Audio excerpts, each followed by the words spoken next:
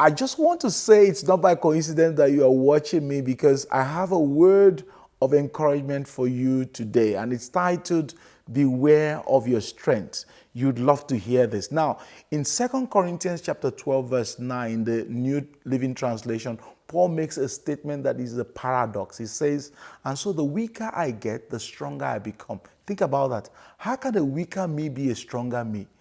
What you see here is divine wisdom, because Paul had learned that it's not the strong, but rather those who are dependent on God that unlocks the strength of God upon their lives. I want you to think about that. I'm sure you are familiar with the story of 2 Samuel chapter 6, where David was returning the ark of God to Jerusalem. An incident occurred there involving a man known as Uzzah. Here's what the Bible says about that incident. It says, when they came to the threshing floor of Nacon, Uzzah reached out and took hold of the ark of God because the oxen stumbled. The Lord's anger burned against Uzzah because of his irreverent act. Therefore, God struck him down and he died there beside the ark of God. That's in 2 Samuel 6 and 7. Think about the story. So at the point, the oxen that was carrying the ark of God stumbled, and Uzzah quickly reached out to save the ark from falling. But the Bible says he acted irreverently, because it was against God's law to touch the ark of God under any circumstances. So he ended up dying. Now I want you to see something here that we can learn from the mistake of this man Uzzah. Most times in the Bible, people's name reflect who they are. Uzzah meant strength in the Hebrew.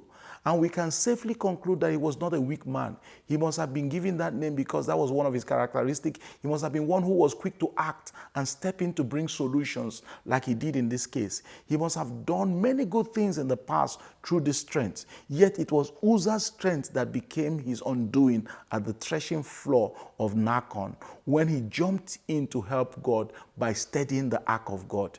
I want to just say this to you. Let's beware of our strengths, for they can sometimes become a hindrance to God.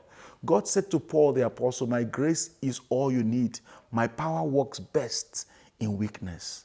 I believe that the reverse of this statement is also true, that God's power works least when we are dependent on our own strength. God's power can only work perfectly in us and in our situation when we walk in the place of total dependency on God.